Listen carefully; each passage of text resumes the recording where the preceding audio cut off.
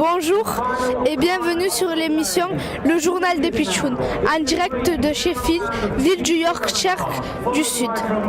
Cette ville est composée de 530 000 habitants et elle a la particularité d'être la plus verte d'Europe. Les coureurs sont partis de York ce matin pour débuter leur deuxième étape. Comme l'avait annoncé Nicolas, ce fut le Petit Liège-Bastogne-Liège. 9 côtes et un public toujours aussi présent attendaient les coureurs ce matin. Nous retrouvons Maury pour les classements du jour. Hello Hayat, comme tu peux le voir, je suis en salle de presse et l'ambiance est très studieuse. Ah, quelle étape! Les 9 côtes ont fait des ravages dans le peloton. Tous les grands favoris ont décidé de s'expliquer dans cette seconde étape.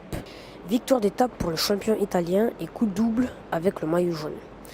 Peter Sagan s'empare lui du maillot vert et du blanc. Le grimpeur revient à Cyril Lemoine et le combatif du jour, notre parrain Blaise Cadré.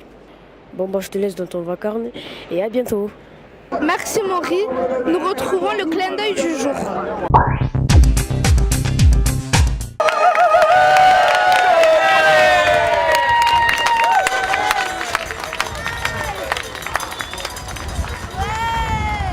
Nous retrouvons Sœur Daniel et Laurent Brochard pour l'interview du jour. Oui, Hayat, je suis avec Laurent Brochard. Bonjour Laurent. Bonjour. Vous attendriez-vous à un tel peuple sur le bord des routes en Angleterre? C'est vrai que ici, moi j'ai participé à 12 Tours de France en tant que coureur et puis deux en tant qu'accompagnateur. J'ai jamais vu un tel public et un enthousiasme aussi énorme sur les routes. Et je crois que pour le sport et le vélo notamment, c'est formidable. Je crois que c'est un exemple à prendre. D'accord. Quel souvenir garderez-vous de vos différents Tours de France? Moi, tu sais, je t'ai dit tout à l'heure, j'ai fait 12 Tours de France, donc les souvenirs, c'est déjà ma victoire. J'ai gagné une étape le 14 juillet en 97 à Loudanvielle. Donc pour moi, ça restera un énorme souvenir. Et puis oui, le fait de participer, partager ça aussi avec le public, je crois que c'est des choses qui restent gravées à jamais. Et c'est le partage, voilà, avec tout le monde. D'accord. Le cyclisme a mis énormément de choses en place pour lutter contre le dopage. Pourquoi les autres sports n'emboîtent pas le pas? C'est toujours le même problème, oui, effectivement. Un jour, on dira que le vélo sera l'exemple. Ça, c'est mon souhait le plus fort. C'est vrai qu'on a toujours parlé en négatif au niveau du cyclisme. Aujourd'hui, c'est plus du tout le cas. Je crois que effectivement, si toutes les disciplines et toutes les fédérations s'étaient réunies et allaient dans le même sens, je crois qu'aujourd'hui, le sport en général serait beaucoup plus propre et plus sain. Et je crois qu'on aura encore plus de jeunes qui pourraient le faire sans avoir d'arrière-pensée. D'accord. Que s'est-il réellement passé hier avec Cavendish?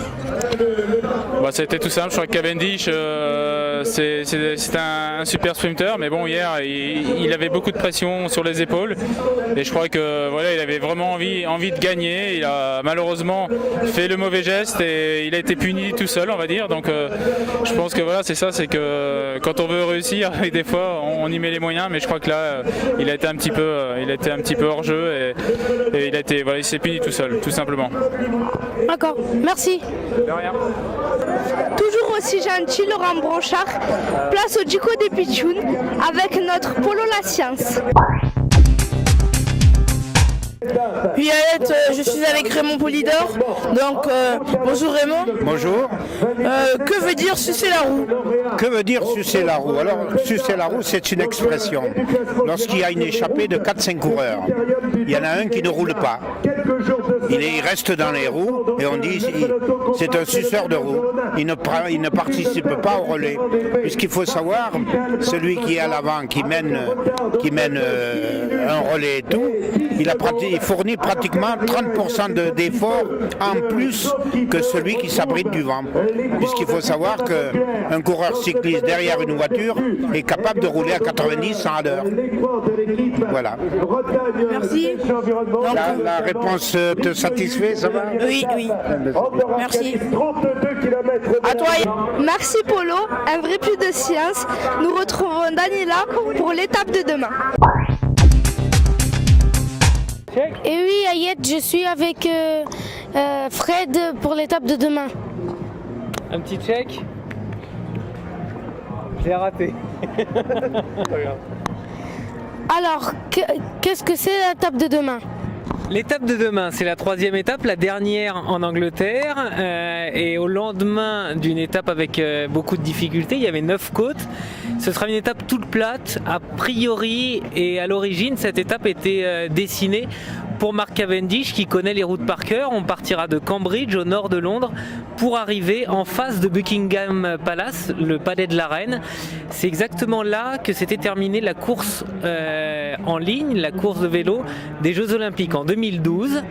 Les coureurs connaissent les environs. On va rentrer dans le centre de Londres en passant près du parc olympique, là où il y avait eu la plupart des manifestations olympiques il y a 2 ans.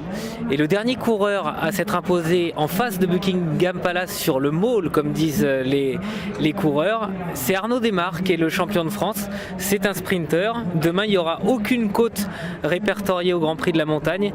Donc ce sera parole aux sprinters, mais il y en a un qui devra regarder cette étape à la télé alors qu'il rêvait de s'imposer devant Buckingham Palace. C'est Mark Cavendish qui a dû quitter la course hier.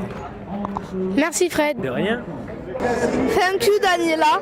On se quitte avec le pitchoun du jour et les belles images du public anglais. Goodbye my friend. Bonjour, je m'appelle Maury, j'ai 11 ans.